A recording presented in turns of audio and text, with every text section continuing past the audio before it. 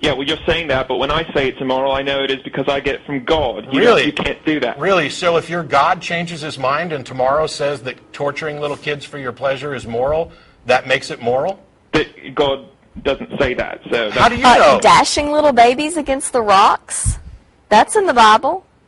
Yeah, in the Old Testament. So you don't pay any attention to the Old Testament? Jesus came and he changed it. You guys don't know anything. You have to do your homework before you start to talk about the Bible. Okay, first of all, hello, fundamentalist Christian for 25 years, have lectured, was going to be a minister, have taught about the Bible. If you want to talk about Bible knowledge, let's go. Because what you're adhering to is this idea that let's chug out the whole Old Testament because Jesus came and changed everything. So are you then saying that God was an immoral thug monster and then got better in the New Testament?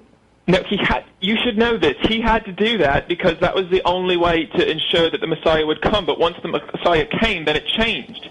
Oh, so he had to be immoral in order to fix things later. That's why he needed to keep everything pure so that the Messiah would come. So it was for the greater good in the end. Okay, can you answer me this? Are you being for real? Because, I mean, you're starting to sound like a Poe. Are you honestly presenting this as what you sincerely believe, or are you just wasting my time? If they didn't believe, then Jesus wouldn't have come. And that would have been worse overall because everyone would go to hell. Okay, then the God you believe in is still an immoral monster. Well, I know that it was. I know if you take away that context, then it would sound like a bad thing. No, there's no context. There is no context in which slavery becomes moral. There is no context in which killing little kids becomes moral. And by the way, you're arguing not for an objective moral standard that comes from God. You are arguing, in fact, for divine command, which means that you actually believe that it was morally right for God to command those things in the Old Testament because it was necessary. You've just made that argument. So your morality isn't objective, isn't derived from anything moral or true. It's just whatever God says. Look. He did that. If he doesn't do that, everybody goes to hell and gets tortured forever. How is that wrong? So he doesn't have power over that? Well, Adam is the one that decided to betray him, so that wasn't God's fault. It wasn't my fault God either. had to do that to bring Jesus. That wasn't God's fault either. What does God get the blame for if he's the all-knowing creator of everything? Well, Adam gets the blame because Adam betrayed him. Okay, I didn't. Yeah, but Adam represented you. I didn't elect Adam as my representative. How is that moral for Adam to be my representative? Well, that is...